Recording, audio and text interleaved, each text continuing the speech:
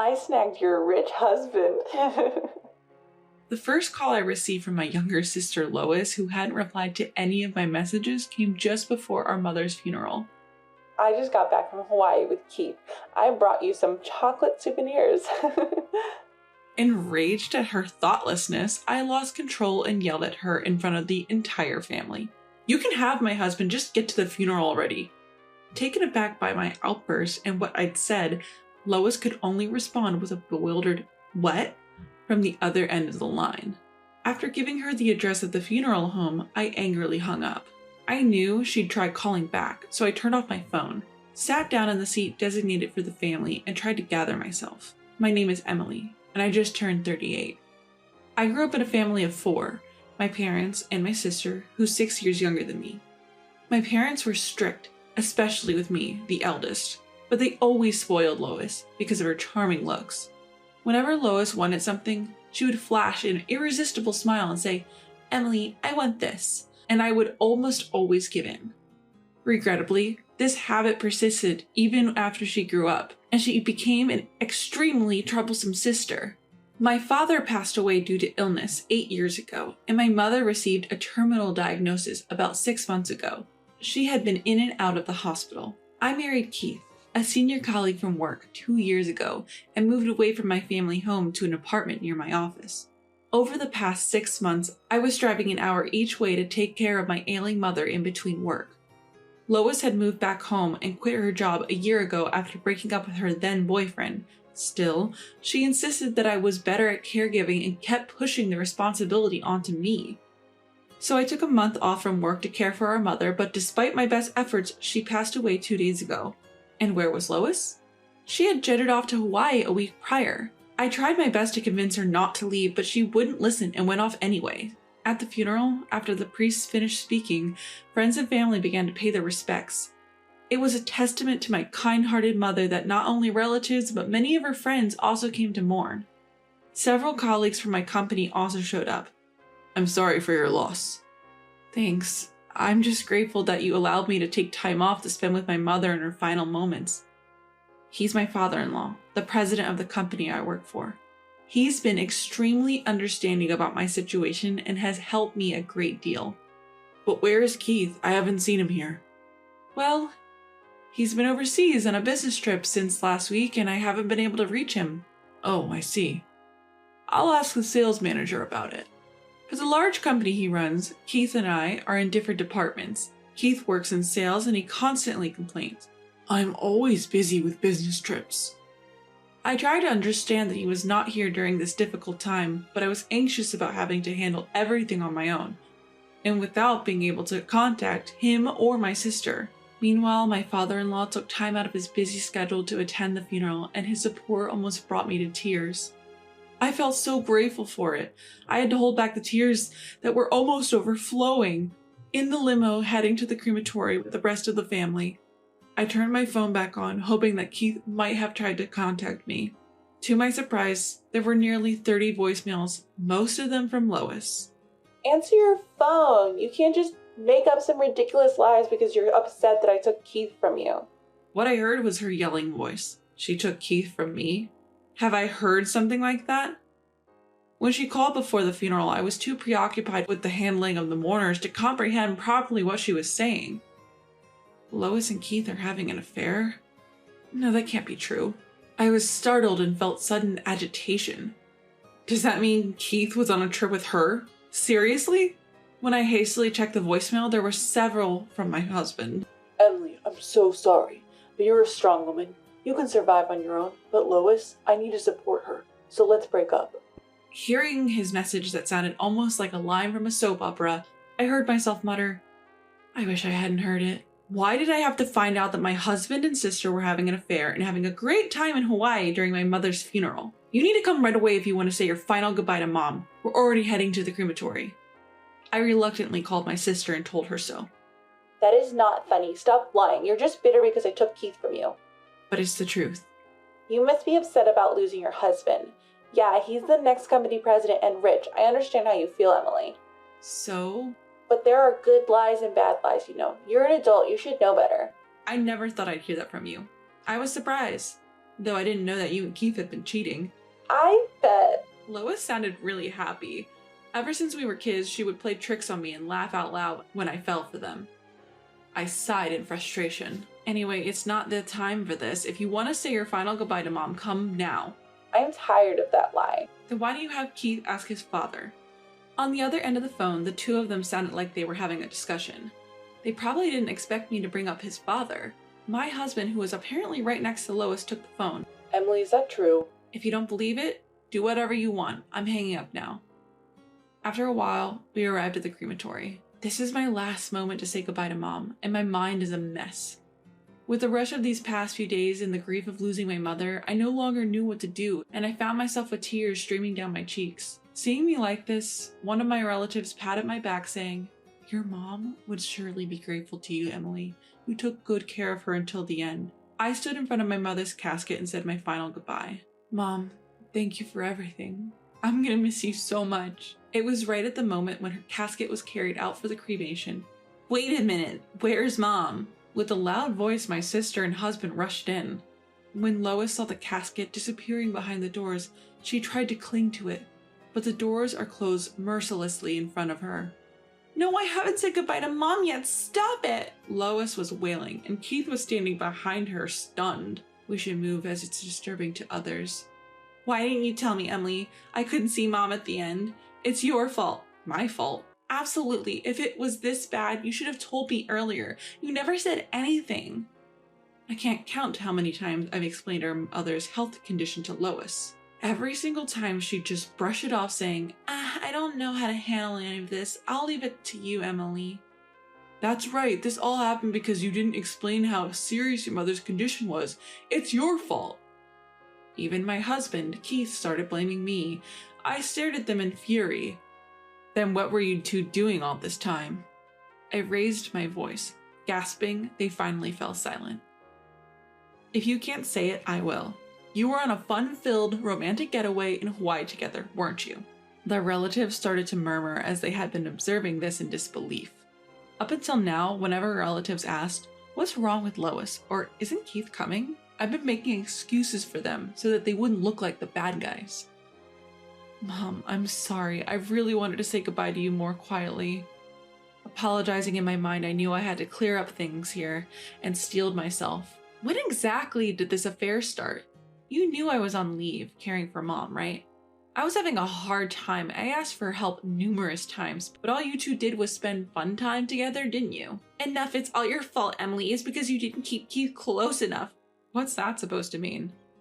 "You need to prioritize your husband more. He said he was bored at home because all you talk about is work and caregiving. Poor Keith." Oh, so that's what he said. As I glared at Keith, he quickly looked away, avoiding my gaze. "Emily, you managed to marry a rich future company president, but you got conceited. That's why he got snatched away by me. You always do this, Emily." In reality, every time I had a boyfriend in high school or university, Lois stole them from me. The only time it didn't happen was with Keith because Lois was already living with her boyfriend at the time. What a shame. From now on, I'll be with Keith and become the future president's wife, so break up with him. Fine, you can have Keith. I'll divorce him. By then, I didn't care about anything. When I decided to marry Keith, I had no idea he was the son of the president.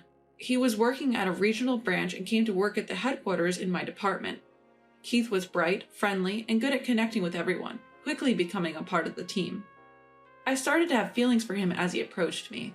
We started dating, and when he proposed eventually, I happily accepted. It wasn't until I visited his parents' house that I found out his father was the president of the company I worked for. It was a real surprise. "So promise me, don't come back later begging you don't want a divorce." "I won't do that." "You're sure you want to leave me?" "Yes, I am." "If you leave me, no man will marry a workaholic like you. You know that, right?" "I can live my life as I like on my own, but for today, please say your final goodbye to Mom properly." Keith and Lois exchanged looks, smirking as if they'd won. The relatives furrowed their brows watching the situation. "I'm really sorry for showing such an unpleasant scene." As I was apologizing to my relatives, I heard Lois whisper to me, "Always playing the good girl. I hate this about you." I've put up with a lot because she was my little sister, but I'll stop considering her as such. I'm getting divorced from Keith and I have no family left. All I need to do is prepare myself for that. I bit my lower lip hard. 2 weeks have passed since then. I moved all my stuff out of the apartment I had been living in and started living in a new condominium that I had leased near the office. I even put my parents' house up for sale and there's nothing left. Lois began living with Keith as I moved out. Of course, Keith and I have already completed our divorce papers and submitted them to the courthouse. I'm sure they're happily starting their newlywed life right now. Well then, I've finished handling Mom's paperwork. Now the revenge begins. Watch over me, Mom. I smiled at my mother's portrait, picturing the events to come. Enjoy your newlywed life while you can, you two. The next day, while I was at the office for my job reinstatement, a lot of voicemail messages piled up on my cell phone. Hey, what's going on? We're divorced, aren't we? Why do I have to pay $30,000? Anticipating that they might come to my new place if I leave them alone, I decided to meet at a local diner.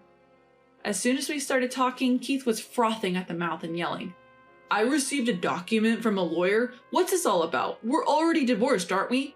Exactly, I don't understand. I had asked a lawyer to claim $40,000 from Keith as my share of the property and $30,000 from Lois for her part of the medical care coverage for our mother. The documents must have arrived at their place. It's something that they should have expected, but they probably didn't. I was exasperated. You just need to pay what you owe. That's not fair. Listen, don't think you can get away with what you've done. I've suffered from tremendous emotional distress. Should I sue you for that as well? Emotional distress? You cheated, that's a fact, so pay up. They fell silent for a moment, probably realizing they couldn't argue with the law. Then, after a while, Lois started looking down at me. So, Emily, you're just after the money after all. Fine, I'll let Keith pay. If I borrow money from my dad, we can easily prepare the $70,000. Keith, I know you don't have any savings. Lois, are you really okay being with a guy who doesn't have any money? Keith will become the president soon, then he'll be rich. It's just a bit of patience. Oh, Lois, you're after the money too, aren't you? No, I have plenty of love. Dad has been saying for a long time that he'll retire when he turns 65. So in 2 years, I'll be the president. Really? It'd be great if you could really become the president. I'm definitely going to become one. I'm the only son. I wonder. Finally, I couldn't hold back any longer and burst out laughing. I can't believe this. Has she finally lost it? I heard my sister saying. But the real stage of the revenge that I had set up is just starting. Keith, you've been missing work for quite a long time, saying it's because of the family funeral, right? Well, my mother-in-law is family too. That's true.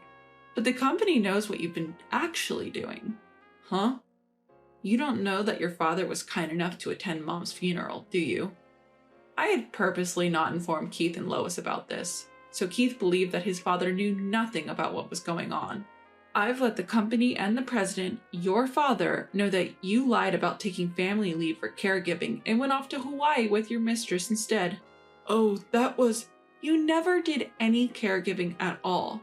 You have the gall to act so brazenly, and you've been off work with Lois on several of your business trips, haven't you? I've reported that too. How did you find out? Lois has been posting photos on social media showing where and when she went out. Plus, there were a few pictures with you in them. How shocking. Huh? Huh? You knew about my social media? It's the same account you had back when you were in high school. Of course I'd know. Lois looks uncomfortable, and Keith is taken aback by my words. Hey, is it true that Dad knows everything?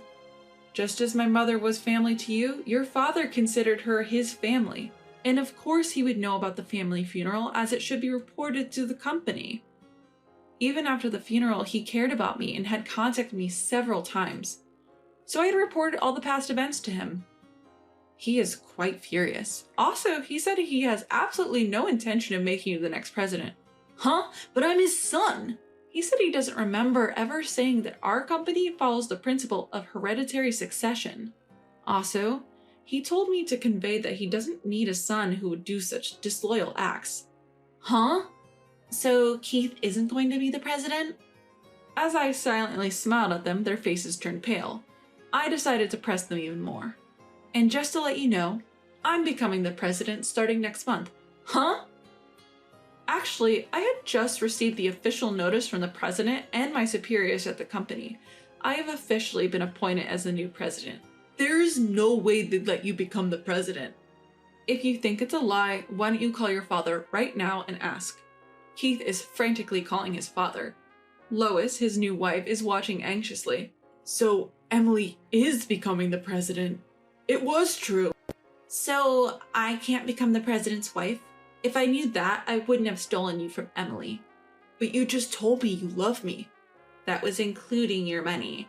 What did you say? I couldn't stand the couple starting their squabble in front of me, and I got up. If you want to fight, do it somewhere else. Oh, I'll be expecting the payment. Thanks. Wait, please don't abandon me.